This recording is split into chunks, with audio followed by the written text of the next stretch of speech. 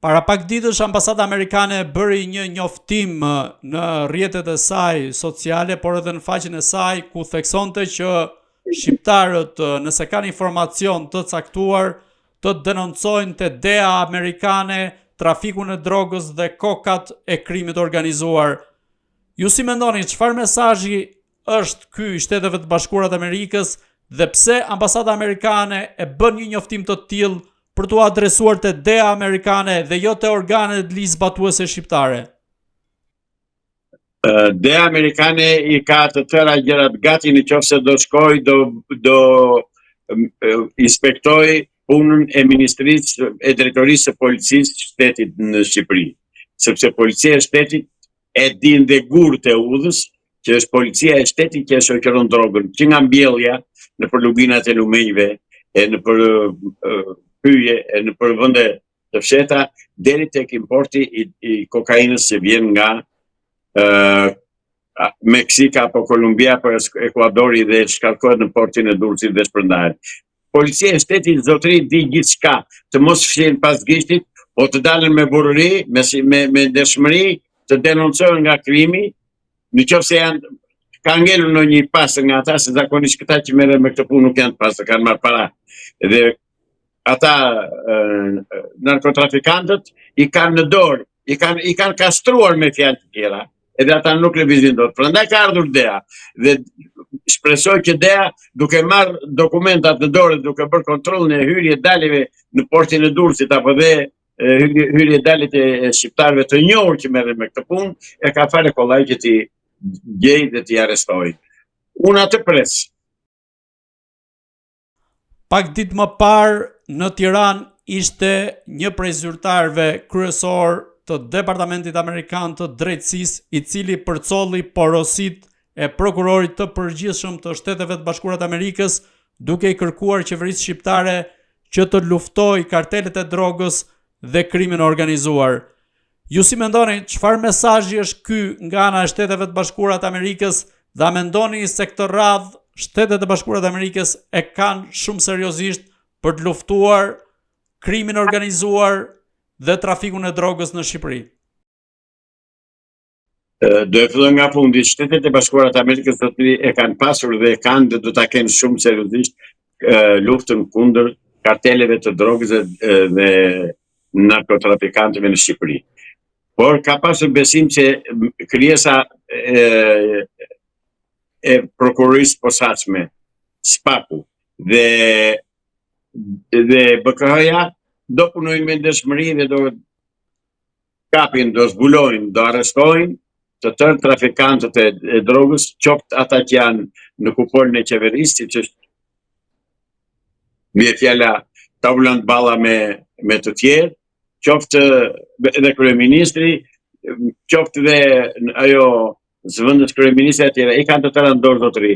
Pjesë deri tani i ka penguar SPAK-u, SPAK-u nuk ka kryer detyrën që të hënën e kaluar, të shtunën e kaluar si sot, nëpërmjet misionarit të vetë Shtetet e Bashkuara të Amerikës, i thanë Altin Dumanit filluar arrestimet, duke filluar nga java e tanë, duke filluar nga jana që kaloi tani.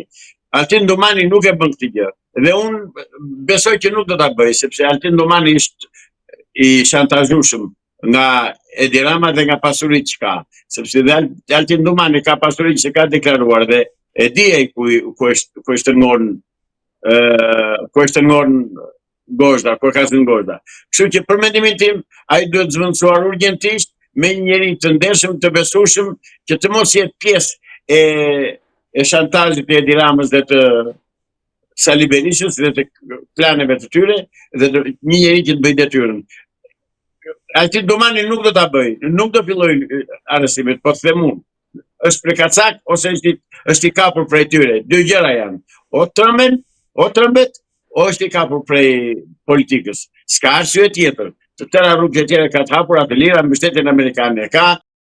Zoti Islami, si e lexoni operacionin e fundit të SPAK-ut, i cili arrestoi disa biznesmen, avokat, 2 punonjës policie, duke goditur një grup të fuqishëm të trafikut ndërkombëtar të drogës, por nga ana tjetër nuk pam emra zyrtarësh të shtetit të fuqishëm apo emra politikanësh, ndërkohë që duhet të dyshojmë, po themi, pra të ngrem dyshimet se ky rrjet i trafikut të drogës është zhvilluar në hundën e zyrtarëve të shtetit dhe të politikanëve, duke qenë se padyshim droga ka kaluar përmes portit, qoftë në vendet fqinje, por edhe në Shqipëri.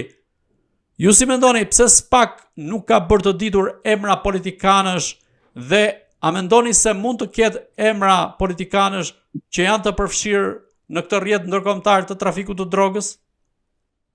Pak më parë, pikërisht kësaj pyetje ju jam përgjigjur, kur ju thash që kartelet e drogës drejtohen nga kryeministri, nga ministri i brendshëm, nga strukturat të veçanta të policisë shtetit, se nuk janë të policisë e shtetit ashtu. Po policia i shkret e shikon trafikantin dhe nuk guxon të flasë sepse i ikën koka. Sepse trafikantët kanë mbështetje të plot absolute te politika. Arrestimet që janë bërë, zotëri, janë bërë edhe aq sa i bën se u detyruan nga shteti italian dhe nga policia italiane. Se po që për Dumanin me shok këtu, asnjë nuk do arrestohej. Dhe ne presim që të arrestohen krerët e vërtet të drogës të Shqipërisë, të karteleve të drogës. Dhe krerët janë në 2 partitë politike të mëdha, PDPS bashkë PPS. Sipas dosjes së SPAK-ut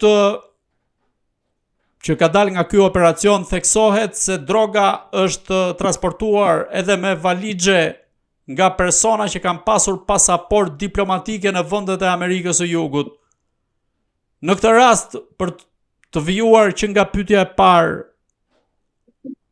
çfarë do të thotë kjo pjesë e dosjes? Pra, a tregon lidhjen me politikën apo është rasti i veçuar?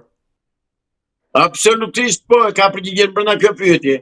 Zotëri, nuk mund të bëhet asnjë e ke të qartë që nuk lëviz një qime koke, nuk del dot jashtë kufive, pa kontrollin e policisë shtetit, pa miratimin e tyre. Janë ata zotëri që bëjnë të tëra këto, nuk kemi unë e ti.